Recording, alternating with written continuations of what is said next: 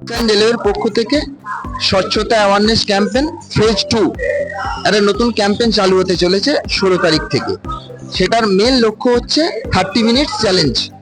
তো এই চ্যালেঞ্জের উদ্দেশ্য হলো আমাদের স্টেশন চত্বরের মধ্যে যদি কোনো জায়গায় কোনো নোংরা জিনিস পড়ে থাকতে দেখা যায় বা নোংরা দেখা যায়, তার একটা ছবি তুলবেন আপনারা। ছবি তুলে জিও ট্যাগ নিয়ে যে কোন লোকেশনটা আমরা যেন মার্ক করতে পারি, নিয়ে division wise Twitter handle, Facebook account এবং রেল মাদার যে কোনো একটাতে আমরা পাঠিয়ে দেবেন। আপনারা যখনই পাঠাবেন আমরা সেটাকে 30 মিনিটের মধ্যে ইনিশিয়েটিভ নেব, নিয়ে ক্লিন করে আবার ছবি রিপোস্ট করব যে ক্লিনিং ডান কি ওয়ার্ক হ্যাজ বিন ডান। ঠিক আছে, তো এই সম্বন্ধে আপনার কি মতামত যে ইস্টার্ন রেলওয়ে?